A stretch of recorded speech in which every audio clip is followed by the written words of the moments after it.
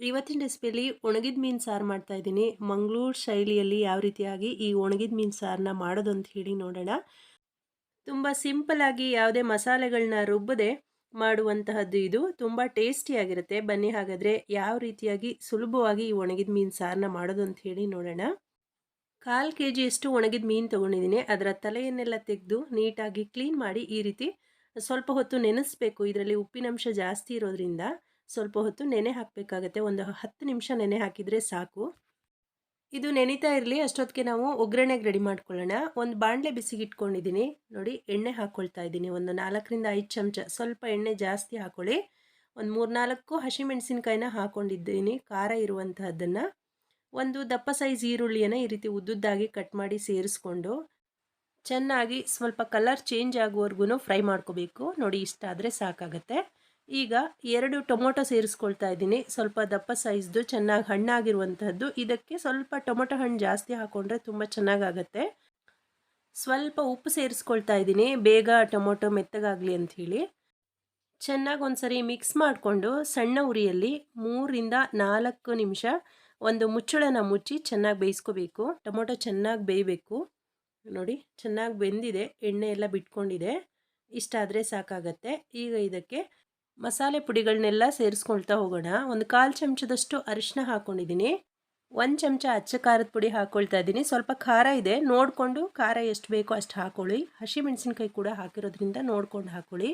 1 ಚಮಚ ಧನಿಯಾ ಪುಡಿ, ಅರ್ಧ ಚಮಚ ಗರಂ ಮಸಾಲೆ ಪುಡಿ, 1/4 ಚಮಚದಷ್ಟು ಹುರಿದಂತಹ ಜೀರಿಗೆ ಪುಡಿ. ಇದಿಷ್ಟನ್ನು ಹಾಕ್ಕೊಂಡು ನೋಡಿ, ಚೆನ್ನಾಗಿ ಒಂದ್ಸರಿ ಮಿಕ್ಸ್ ಮಾಡ್ಕೋಬೇಕು. ಸಣ್ಣ ಉರಿಯಲ್ಲಿ 1 ನಿಮಿಷ ಇದೇ ರೀತಿ ತಿರುಗಿಸ್ತಾ ಇರಬೇಕು. ಚೆನ್ನಾಗಿ ಎಲ್ಲನೂ ಮಿಕ್ಸ್ ಆಗಬೇಕು. ಹಾಗೆ ಮಸಾಲೆ ಒಂದು ಹಸಿ ವಾಸನೆ ಎಲ್ಲ ಹೋಗಬೇಕು. ನೋಡ್ತಾ ಇದ್ದೀರಲ್ಲ, ಚೆನ್ನಾಗಿ ಎಣ್ಣೆ ಬಿಟ್ಕೋಬೇಕು. ಆ ರೀತಿ ಚೆನ್ನಾಗಿ ಕುದಿಸ್ಕೊಳ್ತಾ ಇದ್ದೀನಿ. ನೋಡಿ, ಚೆನ್ನಾಗಿ ಎಣ್ಣೆ ಬಿಟ್ಕೊಂಡಿದೆ. ಈಗ ಇದಕ್ಕೆ ದೊಡ್ಡ ಗ್ಲಾಸ್ನಲ್ಲಿ 1 ಗ್ಲಾಸ್ನಷ್ಟು ನೀರು ಹಾಕ್ಕೊಳ್ತಾ ಇದ್ದೀನಿ. ಒಣಗಿದ ಮೀನು ಗೊಜ್ಜು ಮಾಡ್ಕೊಳ್ಳೋದಾದ್ರೆ ನೀರು ಸ್ವಲ್ಪ ಕಡಿಮೆ ಸೇರಿಸ್ಕೊಳ್ಳಿ. ನಾನಿಲ್ಲಿ ಸ್ವಲ್ಪ ತೆಳುವಾಗಿ ಸಾರು ಮಾಡ್ಕೊಳ್ತಾ ಇರೋದ್ರಿಂದ ನೀರನ್ನ ಸ್ವಲ್ಪ ಜಾಸ್ತಿ ಹಾಕ್ಕೊಳ್ತಾ ಇದ್ದೀನಿ. ನೋಡಿ, ಕನ್ಸಿಸ್ಟೆನ್ಸಿ ಇಷ್ಟಿರಬೇಕು.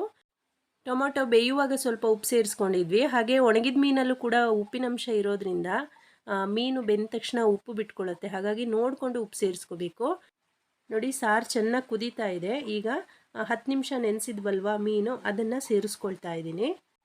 ಫ್ರೆಂಡ್ಸ್, ಯಾರ್ಯಾರೆಲ್ಲ ಚಾನಲ್ನ ಸಬ್ಸ್ಕ್ರೈಬ್ ಮಾಡದೆ ನೋಡ್ತಾ ಇದ್ದೀರಾ, ದಯವಿಟ್ಟು ವಿಡಿಯೋ ಕೆಳಗಡೆ ರೆಡ್ ಕಲರ್ ಸಬ್ಸ್ಕ್ರೈಬ್ ಬಟನ್ ಇದೆ, ಪ್ರೆಸ್ ಮಾಡಿಕೊಂಡು ಚಾನಲ್ನ ಸಬ್ಸ್ಕ್ರೈಬ್ ಮಾಡ್ಕೊಂಡು ನೋಡಿ. ಮೀನು ಹಾಕೊಂಡ್ಮೇಲೆ ನಿಧಾನವಾಗಿ ಈ ರೀತಿ ಮಿಕ್ಸ್ ಮಾಡ್ಕೋಬೇಕಾಗತ್ತೆ. ನೋಡಿ, ಚೆನ್ನಾಗಿ ಒಂದ್ಸರಿ ಮಿಕ್ಸ್ ಮಾಡ್ಕೊಂಡಿದ್ದೀನಿ. ಈಗ ಹುಳಿ ಸೇರಿಸ್ಕೊಳ್ಳೋಣ. ಈ ಒಣಗಿದ ಮೀನು ಸಾರಿಗೆ ಸ್ವಲ್ಪ ಹುಳಿ ಜಾಸ್ತಿ ಬೇಕಾಗತ್ತೆ. ಟೊಮೊಟೊ ಹಣ್ಣಿನಲ್ಲೂ ಕೂಡ ಸ್ವಲ್ಪ ಹುಳಿ ಅಂಶ ಇದೆ. ಸ್ವಲ್ಪ ಜಾಸ್ತಿನೇ ಉಪಯೋಗಿಸಿದ್ದೀನಿ ಟೊಮೊಟೊನ. ನೋಡಿ, ಇಲ್ಲಿ ಹುಣಸೆ ಹಣ್ಣನ್ನು ಹಾಕ್ಕೊಳ್ತಾ ಇದ್ದೀನಿ ನಾನಿಲ್ಲಿ. ಒಂದು ನಿಂಬೆ ಹಣ್ಣಿನ ಗಾತ್ರದಷ್ಟು ಹುಣಸೆ ಹಣ್ಣನ್ನು ನೆನೆಸಿ ಅದರ ರಸನ ಹಾಕ್ಕೊಳ್ತಾ ಇದ್ದೀನಿ.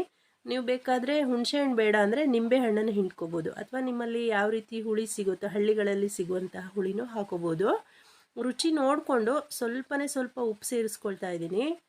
ಕೆಲವೊಂದು ಒಣಮೀನುಗಳು ನಿಧಾನವಾಗಿ ಸಾರಲ್ಲಿ ಉಪ್ಪು ಬಿಟ್ಕೊಳ್ತಾ ಹೋಗುತ್ತೆ. ಕೆಲವೊಂದು ಮೀನುಗಳಲ್ಲಿ ಉಪ್ಪಿನಂಶ ಜಾಸ್ತಿ ಇರುತ್ತೆ, ಕೆಲವೊಂದರಲ್ಲಿ ಕಡಿಮೆ ಇರುತ್ತೆ. ಮೀನನ್ನು ಯಾವ್ದು ತೊಗೊಂಡಿದ್ದೀರ ನೋಡಿಕೊಂಡು ಉಪ್ಪು ಸೇರಿಸ್ಕೊಳ್ಳಿ.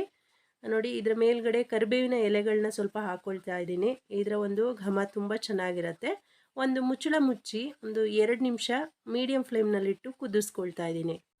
ಇದು ಮಾಡೋದಕ್ಕೆ ತುಂಬ ಸುಲಭ ಅನಿಸಿದ್ರು ರುಚಿ ಮಾತ್ರ ತುಂಬ ಚೆನ್ನಾಗಿರುತ್ತೆ. ಇದಕ್ಕೆ ಮಸಾಲೆ ರುಬ್ಬ ಹಾಕ್ಕೊಳ್ಳೋದೇ ಬೇಡ, ತುಂಬ ಸಿಂಪಲ್ಲಾಗಿ ತುಂಬಾ ರುಚಿಯಾಗಿರುತ್ತೆ.